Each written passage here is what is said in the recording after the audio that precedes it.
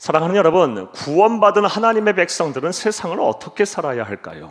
우리들은 세상을 어떻게 사는 것이 하나님의 뜻이고 하나님께서 원하시는 바일까요? 이에 대해서 성경은 분명한 답을 하고 있습니다. 참 많은 말씀들을 하고 있어요.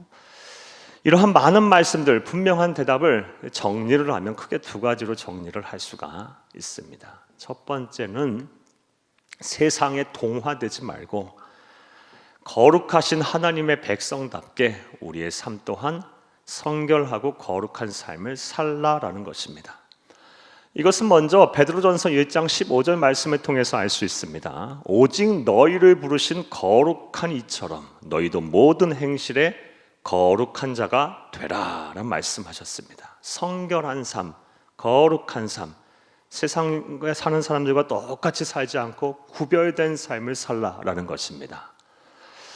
또 로마서 12장 2절 말씀을 통해서도 알 수 있습니다. 너희는 이 세대를 본받지 말고 오직 마음을 새롭게 함으로 변화를 받아 하나님의 선하시고 기뻐하시고 온전하신 뜻이 무엇인지 분별하도록 하라.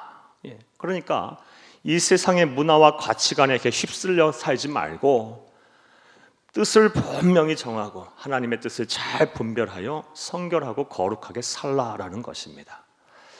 먼저 성경에서 말하는 구원받은 자의 삶이란 세상에 동화되지 않고 거룩하고 성결한 구별된 존재로 살아가라라는 것입니다. 또 성경에서 말하는 구원받은 자의 삶이란 예수님의 제자로서 사명을 다하며 살라라는 것입니다. 이것은 먼저 예수를 믿기 전 예수 믿는 사람을 아주 핍박을 했다가 그 무엇보다 회심한 이후 그 누구보다 예수님의 제자로서의 본을 보인 사도 바울의 신앙 고백을 통해서 알 수가 있습니다.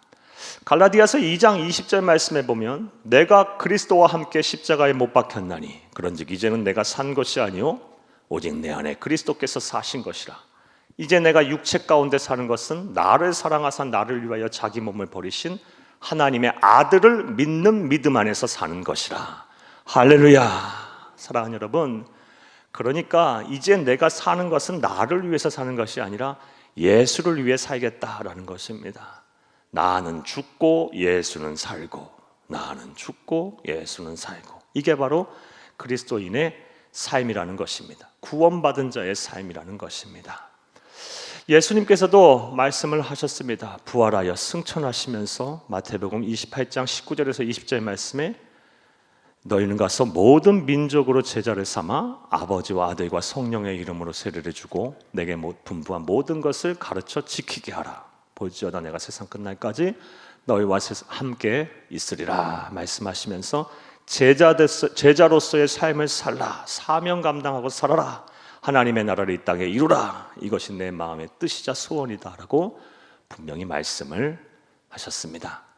그러므로 예수를 그리스도 믿어 구원받은 우리들은 먼저는 우리를 부르신 이처럼 거룩하고 성결한 삶을 살아야 하며 나아가 예수님의 제자로서 사명을 다 감당하는 삶을 살아야 할 것입니다. 할렐루야! 이게 구원받은 자의 삶입니다. 자, 그런데 이 두 가지를 온전히 준행하기 위해서는 반드시 우리가 가져야 할 것이 있습니다. 자, 그렇다면 그것이 뭘까요? 바로 우리를 구원하시고 우리에게 사명을 주신 하나님에 대한, 하나님을 향한 확신입니다. 사랑하는 여러분, 생각을 한번 해보시기를 바랍니다. 우리가 작은 이 부동산에도 투자를 할 때 그냥 투자합니까? 투자한 데에 대한 확신이 있을 때 투자하는 것 아니겠습니까? 수익률도 따져보고 입지 조건도 따져보고 리스크도 생각해보고 투자할 만한 가치가 있겠다는 확신이 있을 때 투자를 하는 것입니다. 하물며 돈과 재물과는 비교할 수도 없을 가치가 있는 우리의 삶과 생명을 하나님께 드리는 데 있어서 하나님에 대한 확신이 없어서야 되겠습니까? 하나님을 향한 확신이 분명히 있어야 우리가 거룩한 삶을 살 수도 있는 것이고 예수님에게 올인해서 예수님이 우리에게 주신 사명을 다 감당하는 삶을 살 수가 있는 것입니다. 그래서 오늘은 구원받은 자가 어떤 확신을 갖고 어떤 하나님을 향한 확신을 갖고 살아야 하는지에 대한 말씀을 드리며 은혜를 나누겠습니다. 큰 은혜가 되시기를 간절히 주의 이름으로 축복합니다. 사랑하는 여러분, 그렇다면 우리 구원받은 하나님의 백성들은 하나님을 향해서 어떤 확신을 가져야 할까요? 이에 앞서서 먼저 본문의 배경 내용 설명부터 여러분에게 좀 해드리겠습니다. 사랑하는 여러분, 본문 로마서는 1세기 서구 사회의 가장 큰 도시이자 영향력이 있었던 도시인 로마라는 도시 안에 세워져 있던 교회, 로마 교회를 향해 사도 바울이 보낸 편지입니다. 그런데 로마 교회는 다음과 같은 아주 특징이 있었어요. 여타 다른 초대교회와는 다른 특징이 있었습니다. 먼저 로마 교회는 여타 다른 초대교회들은 사도들의 복음 전도로 의해서 세워진 교회라면 로마 교회는 자생적으로 생겨난 교회입니다. 그래서 원근각치로 이 로마 교회의 성도들이 믿음이 좋다고 소문이 날 정도였습니다. 또 다른 특징은 이 로마 교회의 성도들의 수준이 굉장히 높았다라는 거예요. 지적 수준도 높고 생활 수준도 높았습니다. 여타 초대교회 성도의 구성은 대체로 노예들이나 아니면 좀 힘들게 사시는 분들이 많았는데, 이 로마 교회 성도들의 구성은 아주 공부도 많이 하신 분들, 또 당시 사회의 권력자들, 유력자들이 많이 포함이 되어 있었습니다. 신뢰할 만한 전승에 의하면 로마 황제의 어머니가 이 로마 교회의 성도였다라는 설이 있을 정도로 이렇게 지적으로 또 생활 수준이 높은 성도들이 많이 있었습니다. 따라서 그러한 교회를 향해서 사도 바울이 복음을 설명해야 했다면 어떻게 설명을 했겠습니까? 아주 논리적이고 체계적으로 설명을 해야 했을 것이고 또 그렇게 하였습니다. 이것은 오늘날에도 마찬가지입니다. 지적으로 좀 수준이 높으신 지식층을 향하여 복음을 전할 때는 어떻게 전해야 합니까? 단순한 언어, 감정으로 호소해서만 해서는 안 됩니다. 이성적으로 납득이 돼야 합니다. 논리적이고 체계적으로 설명을 해야 하는 것입니다. 그러다 보니 사랑하는 여러분, 이 로마서는 신구약 66권을 통틀어서 가장 복음을 논리적이고 체계적으로 설명한 하나님의 말씀입니다. 실로 한 편의 작은 논문을 보는 것과 같습니다. 그리고 사랑하는 여러분, 오늘 본문 말씀이 포함된 로마서 8장은 이렇게 1장부터 11장까지의 복음의 이론에 관한 설명 가운데 가장 핵심, 하이라이트인 부분이에요. 또한 이 로마서 이 8장은 복음에 대한 진수, 복음에 대한 정수를 느껴질 수 있을 정도로 아주 귀한 말씀들입니다. 또한 오늘 본문 말씀인 로마서 8장 31절과 39절은 이렇게 로마서 8장 안에 복음의 진수를 깨달은 사도 바울이 너무 기뻐서, 너무 황홀해서 황홀경에 빠져 하나님의 이름을 높이고 환희의 성과, 영광의 찬양을 부르는 장면입니다. 할렐루야! 자, 이제 이런 내용 이해를 바탕으로 생각을 해보겠습니다. 구원받은 자가 세상을 어떻게 살아야 하냐? 먼저는 우리를 부르신 이처럼 거룩하고 성결한 백성이 되어야 하고, 또 예수님의 제자로서 사명을 다 감당하는 삶을 살아야 하는데, 그러기 위해서는 확신이 필요하다고 말씀을 드렸어요. 우리가 구원받은 자로서 하나님을 향해 어떠한 확신을 가져야 할까요? 자, 이제부터 따라하시겠습니다. 첫째로, 하나님이 나의 필요를 공급하신다는 확신을 가져야 합니다. 하나님이 나의 필요를 채우신다, 나의 필요를 반드시 공급하신다는 확신을 가질 때 비로소 우리가 성결한 백성으로 살 수 있는 것이고, 우리의 삶을 온전히 들여서 예수님의 제자로서의 삶을 살 수가 있다라는 것입니다. 자, 오늘 본문 말씀 31절과 32절을 함께 읽겠습니다. 그런즉 이 일에 대하여 우리가 무슨 말하리요? 만일 하나님이 우리를 위하시면 누가 우리를 대적하리요? 자기 아들을 아끼지 아니하시고 우리 모든 사람을 위하여 내주시니가 어찌 그 아들과 함께 모든 것을 우리에게 주시지 아니하겠느냐. 아멘. 성령의 사람인 사도 바울은 우리에게 분명하게 권면을 하고 있어요. 자기 아들을 아끼지 아니하시고 내주신 하나님께서 아들과 더불어 우리에게 모든 것을 너희에게 주지 않겠느냐? 하나님의 채우심, 하나님의 공급하심에 대해서 의심하지 말라라고 분명하게 권면을 하고 있습니다. 사랑하는 여러분, 저와 여러분에게도 이런 확신이 있어야 할 줄로 믿습니다. 이것은 이 땅에 예수님께서 계시는 동안에도 우리에게 말씀하신 바입니다. 마태복음 6장 31절에서 32절 함께 읽겠습니다. 그러므로 염려하여 이르기를 무엇을 먹을까 무엇을 마실까 무엇을 입을까 하지 말라. 이는 다 이방인들이 구하는 것이라.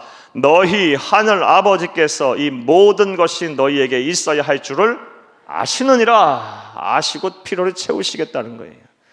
때마다 공급하시겠다는 거예요. 따라서 저와 여러분은 하나님을 향한 이 확신이 우리에게 분명히 있어야 할 것입니다. 하나님께서 나의 필요를 채우실 것이다. 나의 필요를 공급하시는 분이시다 라는 확신이 우리에게 있어야 할 줄로 믿습니다. 그런데 안타깝게도 솔직히 말씀드려 대부분의 성도님들은 이 확신이 아주 있지 않거나 아니면 희미하게 있어요. 그러다 보니 삶의 현장에서 조금만 어려움이 생기고 또 필요가 채워지지 아니하고 또 그것으로 인하여서 막 삶이 궁핍해지고 어려워지면 믿음 자체가 막 이렇게 흔들립니다. 물론 이해도 됩니다. 오랫동안 하나님의 필요를 채우시기를 기도하며 하나님 앞에 바라고 원했지만 하나님께서 즉각적으로 응답을 해주지 아니하셔서 하나님의 공급이 원활하게 받지 못했을 경우 믿음이 왜 안 흔들리겠습니까? 예를 들어 오랫동안 질병에서 고침받기 위해서 기도하고 간구했는데 병이 낫지 않고 오히려 더 안 좋아지고 막 그랬다면 왜 믿음이 안 흔들리겠어요? 또 나아가서 대단한 욕심을 가지고 부를 원한 것도 아니고 그저 자식들과 함께 살며 자녀들을 향해 최소한의 그냥 교육을 하며 그냥 그렇게 대단한 욕심 없이 살 수 있는 부를 원했지만 그것조차도 주지 아니하셨을 때 왜 믿음이 안 흔들리겠습니까? 사랑하는 여러분, 하지만 그럼에도 불구하고 우리는 어떠한 상황 속에서도 우리의 믿음이 흔들려서는 안 됩니다. 왜냐하면 하나님은 말씀하신 말을 반드시 지키시는 분이시고 그러한 하나님께서 자기 아들과 더불어서 모든 것을 주시겠다고 말씀하셨다면 반드시 그렇게 하실 것이기 때문입니다. 할렐루야. 자, 또 우리가 반드시 가져야 될 두 번째 확신은 뭘까요? 하나님을 향한 우리는 어떠한 확신을 가져야 할까요? 따라 하시겠습니다. 둘째로 하나님이 나의 죄를 용서하셨다는 확신을 가져야 합니다. 구원받은 하나님의 백성이 하나님의 백성답게 살려면, 성결한 자, 부르신 이처럼 거룩한 삶을 살려면, 세상과 구별된 삶을 살려면, 예수님의 제자로서 사명을 온전히 감당하는 삶을 살려면 하나님이 나의 죄를 용서하셨다는 분명한 확신을 가지고 살아야 합니다. 사랑하는 여러분, 제가 목사로 살면서 목회를 하면서 종종 느끼는 바가 있습니다. 그건 무엇이냐? 의외로 성도님들 가운데 과거의 죄와 허물에 대한 죄책감에서 벗어나지 못하고 계시는 분들이 많다라는 것입니다. 이것은 믿음 생활을 잘 하시는 분에게서도 나타납니다. 이 죄책감에 사로잡혀서 늘 눌려 계세요. 늘 자유와 평안이 없어요. 늘 눈물로 그냥 그 지난날의 과거와 지난날의 죄와 허물에 사로잡혀서 앞으로 나아가지 못하고 어깨가 늘 축 처져 계신 분들이 의외로 많다라는 것입니다. 사랑하는 여러분, 여러분들은 어떠십니까? 여러분들은 마음의 평화와 자유가 있으십니까? 사랑하는 여러분, 그런데 이와 관련해서 성령의 사람인 사도 바울은 우리에게 분명하게 권면을 하고 있습니다. 오늘 본문 말씀 33절에서 34절을 함께 읽겠습니다. 누가 능히 하나님께서 택하신 자들을 고발하리요? 의롭다 하신 이는 하나님이시니 누가 정죄하리요? 죽으실 뿐 아니라 다시 살아나신 이는 그리스도 예수시니 그는 하나님 우편에 계신 자여 우리를 위하여 간구하시는 자신이라. 아멘. 누가 정죄하리요? 누가 우리를 고발하리요? 사랑하는 여러분, 천하 우주 만물을 창조하시고 다스리시고 주관하시는 주권자가 되시고 또 구원의 주권을 갖고 계신 심판장이신 하나님께서 우리를 향해서 의롭다고 여기시고 이제 죄 없다라고 얘기하셨다면 우리는 죄가 없는 것이고 의로운 사람인 것입니다. 이를 온전히 믿으시는 여러분 되시기를 간절히 주의 이름으로 축복합니다. 하나님이 의롭다고 하셨는데 누가 우리를 고발하고 누가 우리를 정죄하겠습니까? 물론 우리에겐 찾아와서 날마다 참소하는 존재는 있습니다. 그것이 누굽니까? 바로 사탄마귀예요. 사탄마귀는 우리에게 찾아와서 우리의 심령 속에 계속 속삭일 거예요. 너 같은 것이 무슨 구원이라고, 너 같은 죄와 허물이 많은 사람이 무슨 복을 받겠냐고, 너의 가족이 그렇게 고생하는 거 다 너 때문이야, 네가 잘못 살아서 그래, 네가 죄가 많아서 그래, 네 지은 죄 때문에 그런 거야, 네 자녀와 후손들이 앞길이 열리지 않는 이유는 너가 잘못 살아서 그래, 네가 부족해서 그래, 네가 죄가 많아서 그래. 계속 참소해요. 이런 참소를 당하게 되면 심령이 얼마나 상하겠어요. 사랑하는 여러분, 그런데 하나님께서 분명히 말씀하셨어요. 구원의 주권을 갖고 계신 하나님께서 말씀하셨어요. 네가 회개하고 십자가 앞에 나아가 너의 죄짐을 다 내려놓고 통회하고 자복하여 예수를 자복한 이후 예수를 그리스도로 믿었다면 네 죄가 진홍 같을지라도 추홍 같을지라도 눈과 같이 희게 할 것이고 양털같이 희게 될 거다, 하게 할 거다라고 분명히 약속을 하셨습니다. 할렐루야. 그러므로 구원받은 우리들은 하나님께서 이렇게 내 죄를 용서하셨다는 확신을 분명히 가져야 합니다. 그리고 더 이상 지난날 과거의 죄와 허물에 갇혀서 죄책감 속에 살지 말고 자유와 평안 속에 언을 얻으시기를 간절히 주의 이름으로 축복합니다. 자기 자신을 사랑하고 용서할 줄도 알아야 돼요. 그리고 나서 하나님이 만드신 이 아름다운 세상에서 늘 감사하고 찬송하며 사시는 여러분들이 되기를 간절히 주의 이름으로 축복합니다. 축복합니다. 두 번째 우리가 가져야 할 하나님을 향한 확신, 하나님이 나의 죄를 용서하셨다라는 확신입니다. 자, 또 우리가 이 세상을 하나님의 자녀답게 살려면, 예수님의 제자로서의 사명을 온전히 감당하는 거룩한 백성 되려고 살려면 하나님을 향한 어떠한 확신을 가져야 할까요? 따라 하시겠습니다. 셋째로, 하나님이 나를 사랑하신다는 확신을 가져야 합니다. 한번 정리해 볼까요? 첫 번째, 어떤 확신을 가져야 합니까? 하나님이 나의 필요를 공급하실 것이라는 확신. 두 번째, 하나님이 나의 죄를 용서하셨다는 확신. 세 번째, 하나님이 나를 사랑하신다는 확신을 분명히 가질 때 비로소 내가 거룩한 삶을 살 수도 있는 것이고 내 귀한 생명과 삶을 우리 예수님에게 전적으로 맡겨서 예수님이 우리에게 명령하신 바를 다 준행하며 살 수가 있는 것입니다. 사랑하는 여러분, 오늘 본문 말씀 35절과 36절을 함께 읽겠습니다. 누가 우리를 그리스도의 사랑에서 끊으리요? 환난이나 곤고나 박해나 기근이나 적신이나 위험이나 칼이랴. 기록된 바 우리가 종일 주를 위하여 죽임을 당하게 되며 도살당할 양같이 여김을 받았나이다 함과 같으니라. 아멘. 35절 36절을 보게 되면 우리 그리스도인이 이 세상을 살면서 당하는 무서운 시험에 대해서 열거를 하고 있어요. 자세히 설명을 드리면 먼저 환난입니다. 환난. 여기서 환난은 원어적인 의미로 볼 때 도리끼질을 당하다는 거예요. 도리끼질이 뭐예요? 추수한 이후에 탈곡할 때, 알곡과 쭉정이를 분리할 때 도리끼로 막 매질을 하는 것을 말해요. 여기서 환난은 육체적인 폭력을 당하게 된다는 거예요. 그리고 또 공고를 얘기했어요. 환난이나 공고나. 공고는 정신적인 핍박이에요. 정신적으로 막 고통을 받게 된다는 거예요. 우리 그리스도인들이 세상을 사는 가운데 반드시 예수 믿다가 이 정신적인 고통도 분명히 받게 된다는 겁니다. 또 이 박해는 뭡니까? 의도적으로 계획적으로 하는 핍박이에요. 이런 것도 우리가 받게 된다는 거예요. 또 나아가서 이 기근이나 적신이나 이거 헐벗고 굶주림을 말하죠. 극심한 가난을 말합니다. 극심한 가난도 당하게 된다는 것이고, 또 칼이라 위협이라, 이건 생명의 위협을 말해요. 우리 그리스도인들이 이렇게 세상 살다 보면 때로는 환난도 당하고 육체적인 폭력도 당하고 또 공고 정신적인 고통도 당하고 또 나아가서 극심한 가난도 겪게 되고 나아가 이 막 생명의 위험도 때로는 받게 된다는 것입니다. 그래서 오늘 본문 36절에 마치 도살장에 끌려갈 양과 같이 여김을 받게 될 수도 있다라는 것입니다. 자, 상황이 이렇게 되면 어떻게 되겠어요? 대부분의 성도들이 믿음이 흔들리겠죠.